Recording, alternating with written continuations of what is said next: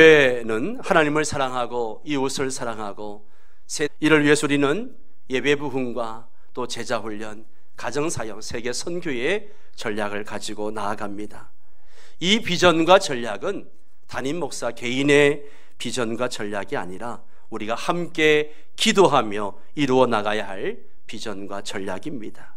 여러분, 우리의 비전과 전략을 결코 잊지 않길 바랍니다. 기도할 때마다 이것을 위해서 기도하시고, 또 우리가 기관에서 또 책임자로 기관장이 되어서 일을 해나가실 때에도 이것을 어떻게 하면 함께 만들어 나갈 수 있을까 기도할 수 있게 되기를 바랍니다. 우리는 예배 시간마다 사도신경을 외우고 주기도문을 하고 또 십계명을 우리가 암송을 합니다. 어떤 학자는 이 세 가지를 기독교의 세 가지 보물이다라고 이야기합니다. 사도신경은 기독교 신앙의 핵심을 말하는 것입니다. 십계명은 기독교 윤리의 핵심입니다. 주기도문은 기독교 비전의 핵심인 것입니다. 그래서 이 세 가지를 세례를 받거나 학습을 받는 자들에게 꼭 암기하라고 이야기합니다. 제가 오늘 학습 세례 받는 사람들에게 십계명을 외워오라고 숙제를 내줬습니다. 외워오셨습니까? 외워오셨습니까? 검사 안 해도 되겠죠? 예, 시간이 없는 관계로 검사는 하지 않겠습니다. 예. 신앙의 핵심이기 때문에 꼭 외우라고 하는 것이죠. 여러분, 십계명의 메시지가 무엇입니까? 십계명 메시지, 바로 하나님을 사랑하고 이웃을 사랑하라. 우리 명성교회가 비전으로 삼고 있는 바로 그 내용입니다. 지난 주일에는 십계명을 깨닫고 지키는 것이 행복의 비결이라는 말씀을 드렸습니다. 우리가 세상에서 잘 먹고 잘 살기 위해서는 물론 돈도 벌어야 되고 운동도 해야 되고 공부도 해야 되고 일도 해야 됩니다. 그러나 진정한 행복을 체험하고 또 행복의 통로가 되기 위해서는 십계명을 깨닫고 지켜야 됩니다. 하나님께서 십계명을 지키는 자에게 행복을 분명하게 약속하셨습니다. 나를 사랑하고 내 계명을 지키는 자에게는 언제까지? 천대까지 뭘 베푼다고요? 은혜를 베푸느니라. 할렐루야. 예. 내가 내 하나님 여호와의 말씀을 삼가 듣고 내가 오늘 네게 명령하는 그 모든 명령을 지켜 행하면 내 하나님 여호와께서 너를 세계 모든 민족 위에 뛰어나게 하실 것이라. 십계명은 저 화성에 있는 그런 메시지가 아닙니다. 오늘 이 세상에서 그대로 적용되는 행복의 실체적, 구체적 비결이라고 하는 것이죠. 이 시간에는 제1계명, 너는 나 외에 다른 신들을 내게 두지 말라. 이 말씀을 통해서 어떻게 1계명이 행복의 비결이 되는지 함께 말씀을 나누려고 합니다.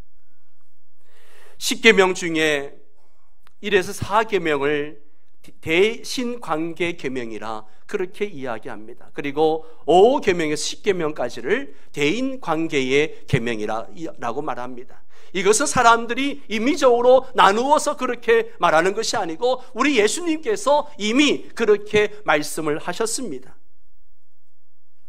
마태복음 22장에 보면 예수께서 이르시되 내 마음을 다하고 목숨을 다하고 뜻을 다하여 주 너희 하나님을 사랑하라 하셨으니 이것이 크고 첫째 되는 계명이요 둘째도 그와 같으니 내 이웃을 내 자신과 같이 사랑하라 하셨으니 이 두 계명이 온 율법과 선지자의 강령이니라.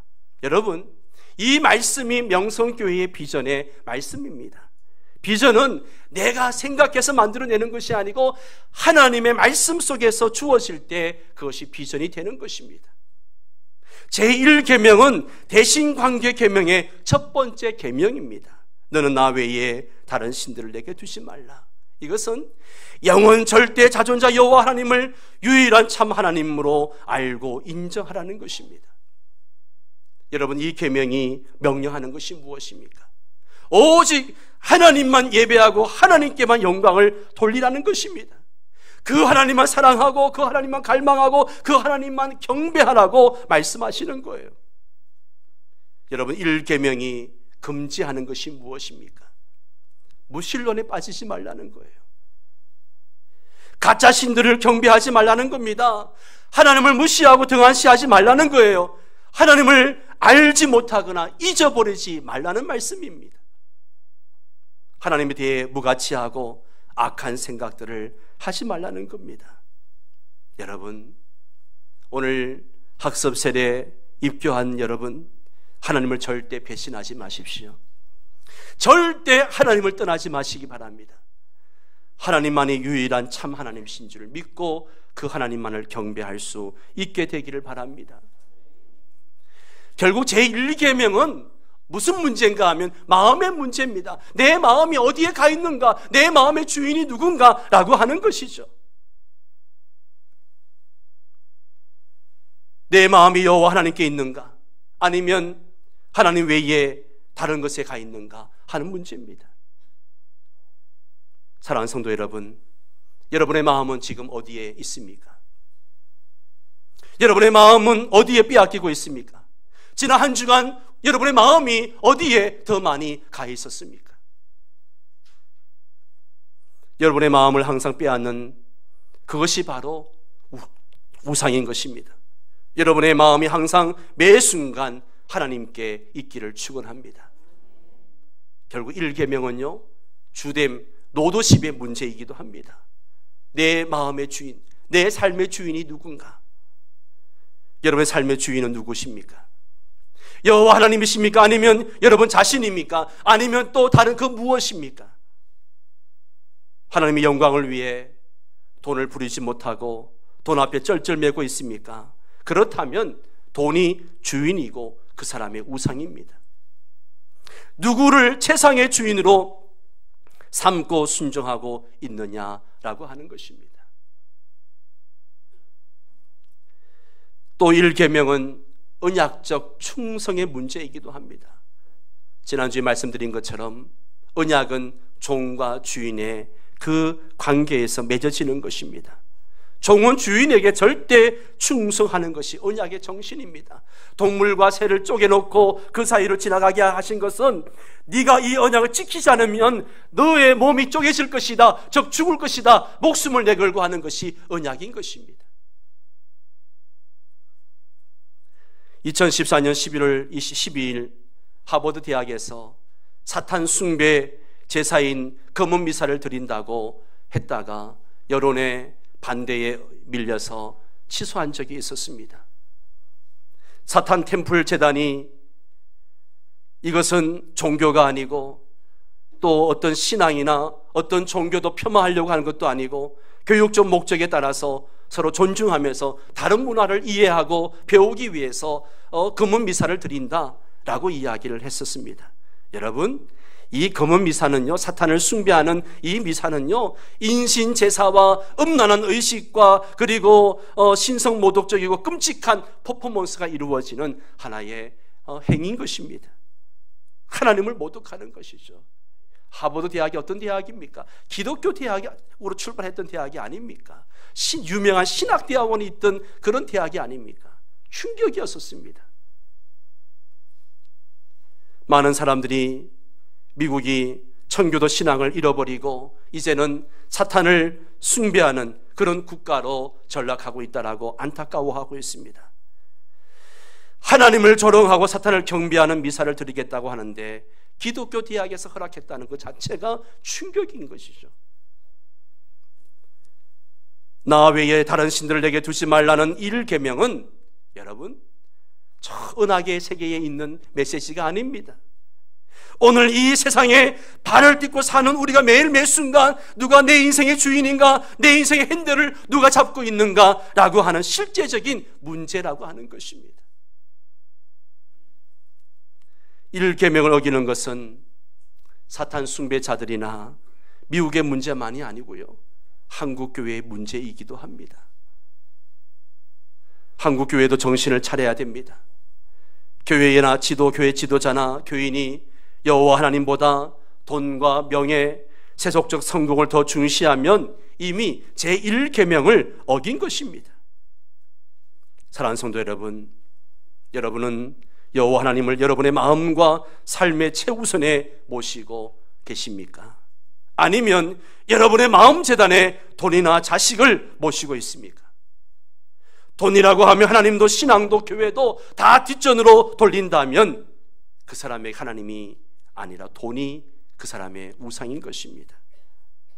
자식이 대학 들어가는데 최우선을 두고 자식이 주일에 예배드리러 교회 가는 것조차 다른 학생들에게 뒤처지는 일이라 생각하고 교회를 보내지 않는다면 그 사람에게 자식은 우상이 되는 것입니다. 나 외에 다른 신들을 내게 두지 말라. 여러분은 1계명을 제대로 지키고 있습니까? 여러분의 신앙이 미지근하다면 미지근한 만큼 이미 하나님 대신에 다른 어떤 피조물을 섬기고 있다라고 하는 증거입니다. 마음을 다하고 뜻을 다하고 힘을 다하여 하나님을 섬기는 자에게 미지근한 신앙은 있을 수가 없습니다. 마음을 다하는데 뜻을 다하는데 미지근할 수 있습니까? 없다는 거죠. 결국 나 외에 다른 신들을 내게 두지 말라 1계명은 좀 더 깊이 들어가면 사랑의 문제고 예배의 문제고 성별의 문제로 들어가게 됩니다. 오늘은 사랑에 대해 잠깐 말씀을 나누고 마치려고 합니다. 여러분 신명기 6장 4절 5절 말씀을 우리 한번 같이 읽을까요? 이스라엘아 들어라.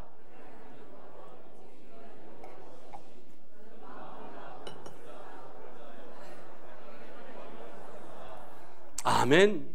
하나님께서 이스라엘 백성들을 그 애굽의 노예로 종살이를 하면서 살고 있을 때에 또 저와 여러분을 죄와 사망과 지옥에서 그렇게 다 구원해 주셨습니다. 믿습니까? 하나님께서 우리를 구원해 주신 것은 바로 하나님의 사랑입니다. 사랑 때문에 구원해 주신 거예요. 우리는 하나님의 구원의 사랑을 받은 사람답게 하나님을 사랑하는 반응을 보여야 됩니다. 반응을 보여야 돼요. 하나님이 독생자를 아끼지 않으면서 우리를 위해서 그렇게 희생하시고 내어주셨는데 우리 쪽에서 반응을 보이지 않는다면 그건 하나님의 은혜에 대한 보답이 아닌 것이죠. 여호와 하나님을 사랑할 때는 다른 어떤 존재보다 하나님을 더 사랑할 수 있어야 됩니다. 세상의 그 어떤 존재, 심지어 부모나 형제보다 자녀보다 하나님을 더 사랑해야 한다는 거예요. 그렇다고 부모님을 모시지 말라는 말이 아니에요. 우리는 누구보다도 부모님을 공경해야 되고 사랑해야 됩니다. 그러나 이것이 하나님 섬기는 것과 충돌되어질 때 우리는 하나님을 더 사랑해야 한다는 것이죠. 자식도 마찬가지고요. 모든 세상에서 관계가 마찬가지입니다. 예수님은 우리가 예수님을 따르고 섬길 때에 예수님을 우리의 생명보다 더 우선시하라고 말씀을 하시기도 했습니다. 누구든지 나를 따라오려거든 자기를 부인하고 자기 십자가를 지고 나를 따를 것이니라. 하나님을 최우선으로 모시고 예수님을 따르려면 예수님의 뜻과 어긋나는 자기의 뜻을 부인하고 육신의 정욕과 안목의 정욕, 이생의 자랑 같은 이 세속적인 가치관에 대해서 마치 죽은 시체와 같은 그런 반응을 보이라는 것입니다. 예수님께서 말씀하신 십자가는 하나님의 뜻을 이루려고 할 때에 어쩔 수 없이 겪어야 하는 고통 중에 하나입니다. 가령 예수님을 따르기 때문에 우리는 제사를 거부할 수밖에 없죠. 제사를 거부하게 되면 가족과 친척으로부터 고통을 당하게 되어 있습니다. 그것이 십자가죠. 회사 직원들이 회식을 하면서 2차, 3차까지 가는데 나는 그런 자리에 가지 않겠다라고 빠져나올 때 왕따와 불이익의 고통이 십자가입니다. 제가 우리 어느 장로님에게 그랬습니다. 장로님, 어떻게 장로님은 그 직장에 계시면서 이런 유혹들을 이겨낼 수 있었습니까? 라고 물었어요. 그런데 그 장로님이 그러시더라고요. 결단을 해야죠. 결단을 해야죠. 다른 방법이 없습니다. 결단을 해야죠. 그를 결단하고 따랐더니 하나님이 길을 인도해 주시고 임원 자리까지 이르게 하셨다는 고백을 합니다. 그렇습니다. 우리는 십자가를 지고 따르려고 결단하지 않으면 하나님을 사랑할 수가 없습니다. 사랑할 수가 없어요. 우리는 세상의 죄악과 타협하려고 하는 자기를 부인하고 하나님의 뜻을 따를 때에 어쩔 수 없이 찾아오는 고통의 십자가를 지고 예수님을 따라야 합니다. 이것이 예수님을 우리의 생명보다 더 중요하게 모시는 것입니다. 이것이 제1계명을 지키는 것입니다. 사도 바울을 보십시오. 그는 예수 그리스도를 최고의 가치, 최상의 가치, 최우선의 절대 가치로 삼고 모든 다른 것을 상대화시키는 그런 삶을 살았습니다. 예수 그리스도 이름을 위해서는 자신의 학력과 명예와 돈과 재산과 권력과 인기도 얼마든지 포기할 수 있었습니다. 예수 그리스도를 체험적으로 알면 알수록 예수 그리스도가 너무 좋아서 다른 모든 것은 예수 그리스도와 비교해서 볼 때에 배설물로 보인다는 거예요. 이게 바울의 고백인 것입니다. 사랑하는 성도 여러분, 이 십계명을 기록할 때 그 구약 시대에는 눈에 보이는 다른 신들이 많았어요. 우리가 알다시피 바알도 있었고 아스다로도 있었고 금오소 신도 있었고 다곤, 몰록, 림몬 수많은 신들이 있었습니다. 하나님은 다른 신들을 섬기지 말라고 하실 때에 이렇게 말씀하셨습니다.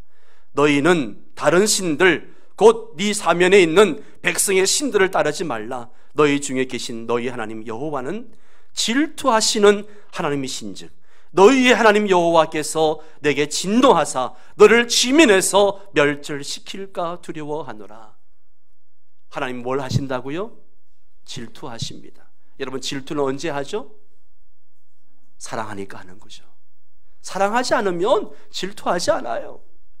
하나님이 우리를 너무나 사랑하시기 때문에 내 사랑하는 자녀가 다른 것에 마음을 뺏기고 시간을 뺏기고 물질을 빼앗기는 것을 보고 우리 하나님이 질투하신다는 거예요. 질투하신다는 거예요. 우리가 하나님을 사랑하기를 원하십니다.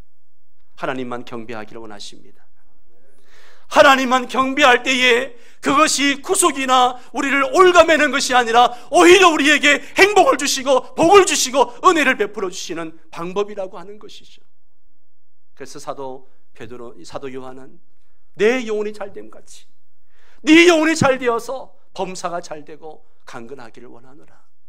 여러분, 하나님을 사랑하되 정말 어느 것보다 하나님을 경배하는 여러분 되시기 바랍니다. 나 외에 다른 신들을 내게 두지 말라. 이 1계명은 우리가 일편단심으로 하나님만 사랑하라는 계명입니다. 마음을 다하고 뜻을 다하고 힘을 다하여 하나님을 사랑하는 것이 우리가 잘 사는 비결입니다. 행복하게 사는 비결입니다. 이걸 지키고 살 때에 하나님께서 우리의 가정과 우리의 자녀들에게 또 우리 삶에 놀라운 은혜를 주실 줄 믿습니다. 우리 다 함께 예수 사랑해요 함께 찬양하며 오늘 들은 말씀을 생각하며 기도하기를 원합니다.